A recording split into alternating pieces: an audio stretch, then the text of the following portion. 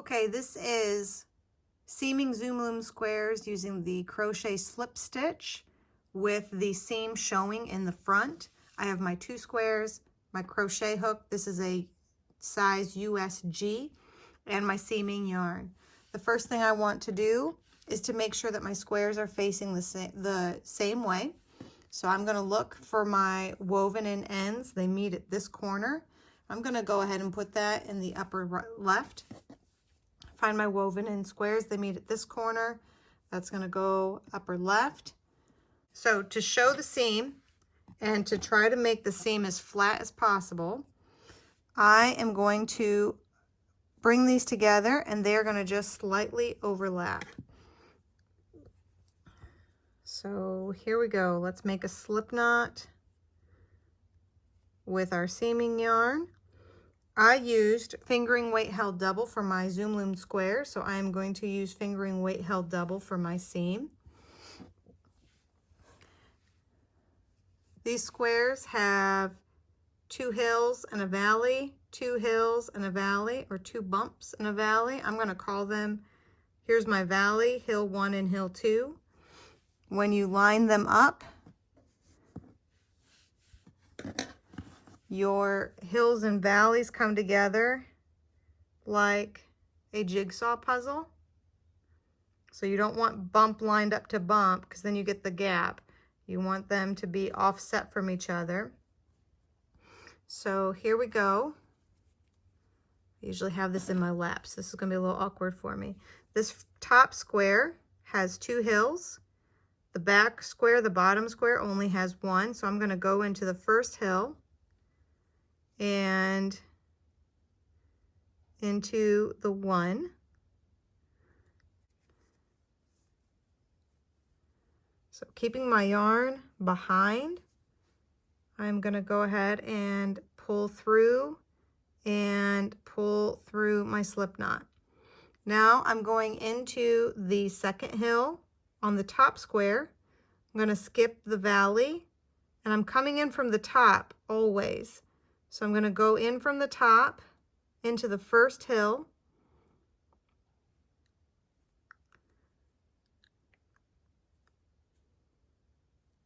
Maybe. There we go. Keeping my yarn in back. I loop it. Bring it through, bring it through, bring it through. So now I'm going to skip this valley and go through the first hill. And on my back square, coming in from the top, I'm going to go into the second hill.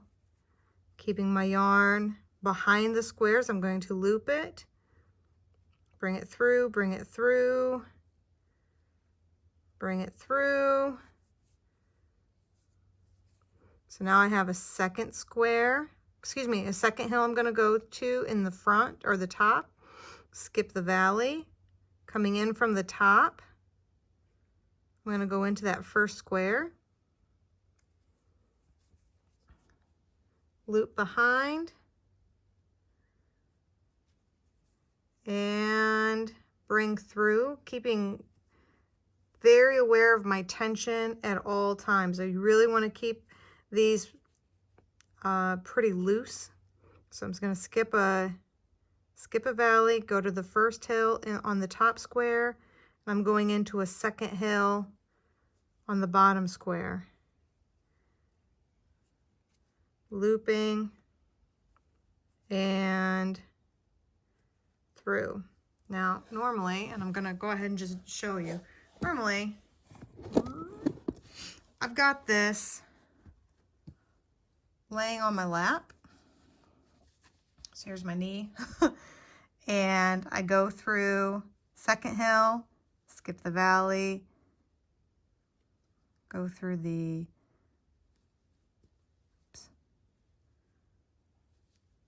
first hill,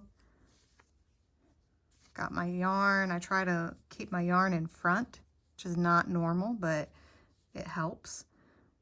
And then I'm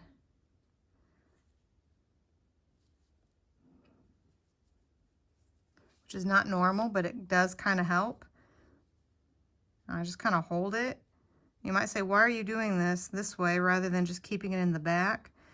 Well, at some point your blanket gets pretty big and you can't be flipping this back and forth anymore. All right, so I'm going to go through, I skipped a valley. I'm going to go through a first hill in the back. I'm going through a second hill, wrap, pull through, pull through, pull through, check my tension. I want that loop to really, I want this loop to be long enough to cover the next hill. So now I go through that hill, coming in from the top, go through, wrap, pull all the way through. I want this again to reach the next hill, skipping that valley, go through, coming in from the top, go through, wrap, pull through, pull through, pull through, checking that tension, going through a second hill, going through a first hill, wrapping, and coming through. So it is a little bit more fiddly. It definitely helps to have it on my lap versus it way in front of me. It is a little more fiddly than the whip stitch. The whip stitch is very fast. It just depends on what kind of look you're going for. You can see the whip stitch, but barely. And for the most part, the blanket lies pretty flat, especially by the time you block it. Blocking weaving doesn't block the same as blocking knitting, but it does set the fabric and you can kind of get it to lay pretty flat. So I go through a first hill and on the top square, I'm going through a second hill on the bottom, and I'm always skipping those valleys.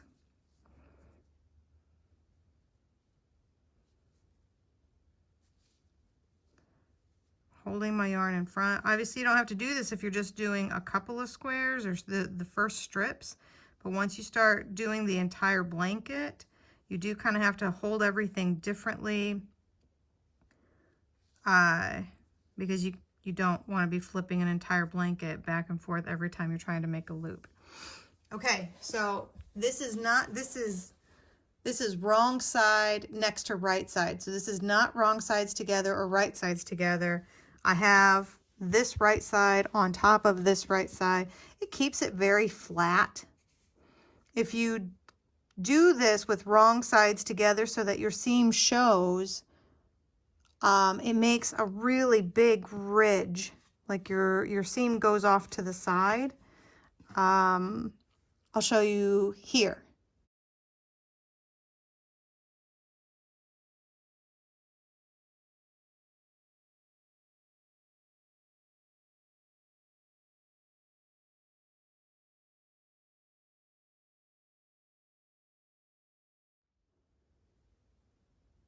So I like doing right side with one on top of the other. It is more fiddly, but I really like the look of it and it lays very flat. This is what the wrong side looks like, which is actually very nice and neat as well. And this is another, I mean, certainly if these were your right sides, that's quite a look as well. And that's pretty. So if you're going to do right side to wrong side, which is what this is, my right side, excuse me, this wrong side was on top of this right side, and that's how I did the seam. Either side looks very pretty, but it is very visible. So this is not an invisible seam. It is flat. I mean, it's flat. You can feel it texture-wise, but it lays flat, and I like that. That's my favorite.